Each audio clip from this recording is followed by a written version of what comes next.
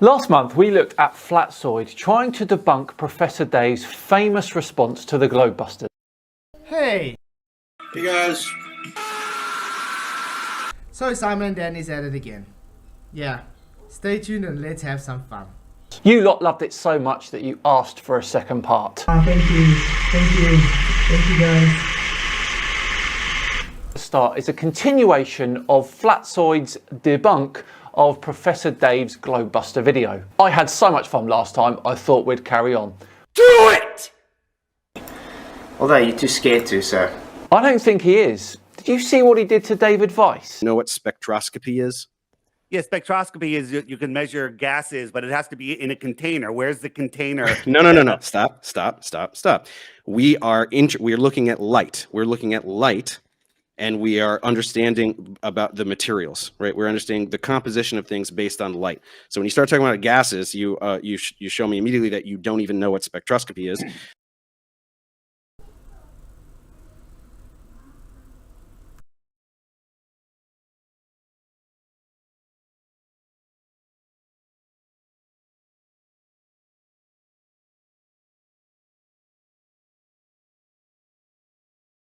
It's not really going to help. Okay, let's go. This is trivial to prove. You say that objects fall down because they are more dense than the air below them. Yeah. That is not creating enough pressure to hold it up. Sir, there's too much pressure and it's about to blow. Today! It's a trap, Flatsoid! But what is happening here? Your hand has enough pressure to hold it up. It's caused the pressure, it's holding it up. Very simple. You are holding it at an energy. You've got potential energy in the system.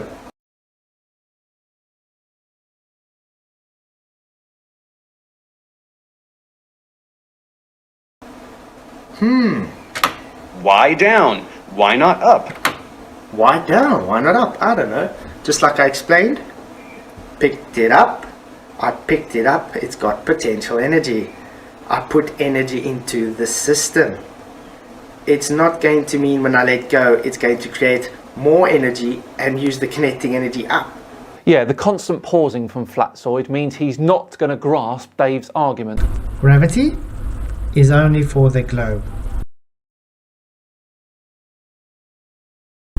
We are talking about flat Earth, remember? So I do grasp the argument. You guys seem to not grasp the argument that potential energy is not gravity on the flat Earth. Yes, you are creating energy by doing this. Gravitational potential energy. And it falls down because there is an intrinsic down caused by gravity. Flat Earth? No gravity. Globe Earth? Gravity.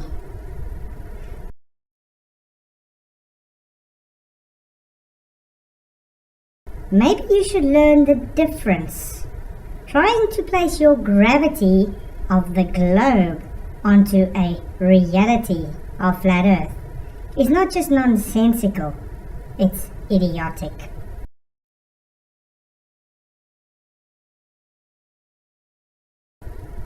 Very simple. You guys, I just explained it. Air all around it, that's actual physical pressure. So yeah, air all around it, hitting it. Physical pressure, just not enough pressure to support it. When we build a building, where do we build it? We build it on the floor. We do not build a building in the sky. Absolutely nonsensical. Daniel, would you be kind enough to tell us why it's unsensical?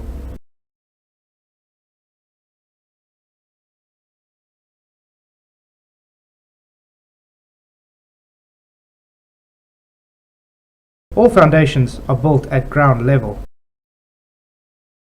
Building, where do we build it? We build it on the floor. We do not build a building in the sky. Absolutely nonsensical response. Also, objects fall down when they are in a vacuum, which means there is no air below them. Which makes the density point. Less air, hence you've changed the medium. they all fall down. Why? There's even less pressure to support them. Hence why you don't have any air friction with the feather. So it falls down in the rate that it's said to be. Unfortunately, Flatzoid here is not understanding Dave's argument, which can only mean he has the IQ of a tuna sandwich. A 4-day-old tuna sandwich as well. Why do you always copy me? Maybe think next time before actually talking. Oh, the irony. I am Iron Man. You stupid! What's happening there? Face the facts. Things accelerate down towards the ground because of a downward force. What is the downward force here? This ball is the downward force. It's actually what? It's having a force exerted down because there's nothing to be able to support it. There's not enough pressure pushing up against it.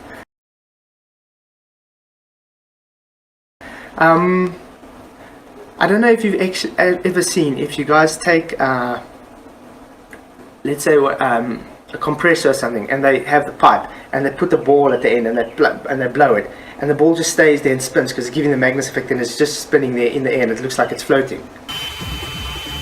It floats! That is giving pressure. That's holding it up. Same thing. If you have to take that pressure away now, it falls. He really does not understand Dave's argument, and one I have made many times as well. Essentially, the air pressure is pretty much all the same around that ball. In fact, minutely less so above than below. So why then, if there is less pressure above the ball, does it not go up? Are you kidding me? What? Maybe you've got short-term memory loss, Daniel. Remember what I said when you pick something up? Does that take energy? So you've transferred energy into the system. Now, why would you expect it to go up?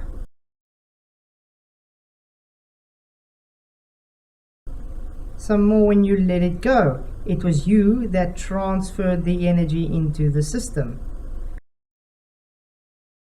When you let it go, it has to release that energy and transfer into the surrounding system.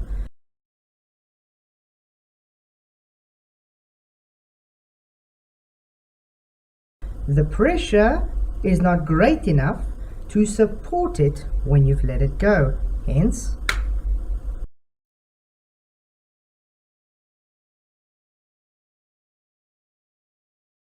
It really doesn't. But out of interest, have you got or have you written a peer-reviewed scientific paper that proves that relative density disequilibrium is responsible for the 9.8 meters per second squared downward force? According to the general theory of relativity, gravity is not a force.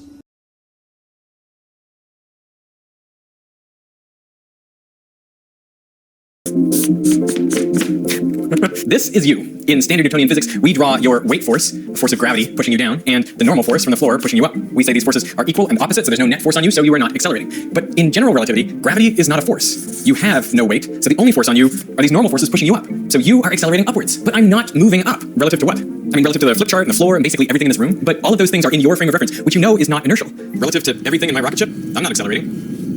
What you need, if you really want to measure your acceleration, is someone in an inertial frame of reference, like the guy who fell off the roof. And he would see you accelerating up at 9.8 meters per second squared. I think what this shows is that what an acceleration really is it's a deviation from a geodesic. You can't follow a straight line path through space-time because the floor prevents you from doing that. It applies a force upwards on you, so you're accelerating up. But if I'm accelerating up, and so is everyone else around the world, and presumably the whole surface of the Earth, then shouldn't the Earth be expanding? No.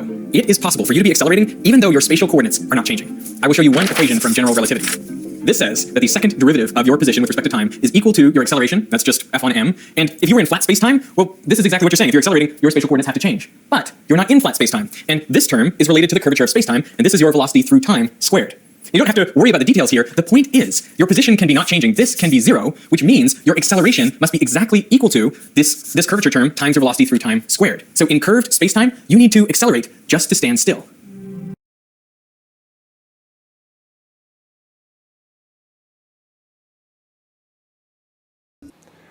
No?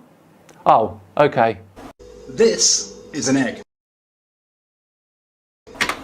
That Or force relative density. is gravity, which pulls everything towards the center of the... Did you just hear that? He said that force is gravity.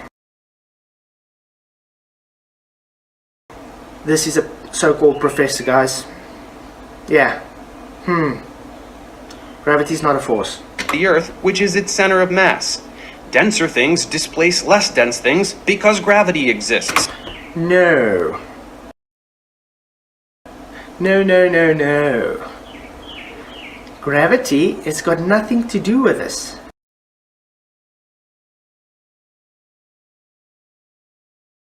It displaces it because of the level of pressure. Then how, Flatsoid, can steel sit on concrete when steel is 3 times more dense than concrete?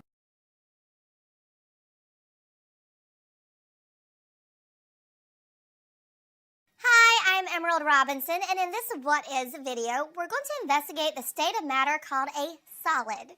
Solids are materials that keep their form. That is, solids don't change their shape or expand to fit the container that they are in.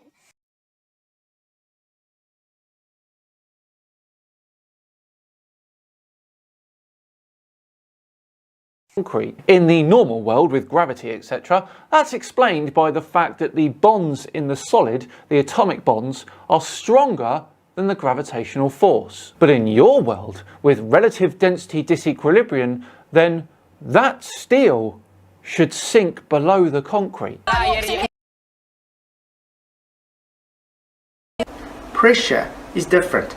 The one that has more pressure is going to go and support it. Hence why denser things are at the bottom, because they have more pressure. Oh my days, if he says pressure one more time, I'm going to explode. Today is the end. Thank you so much for watching.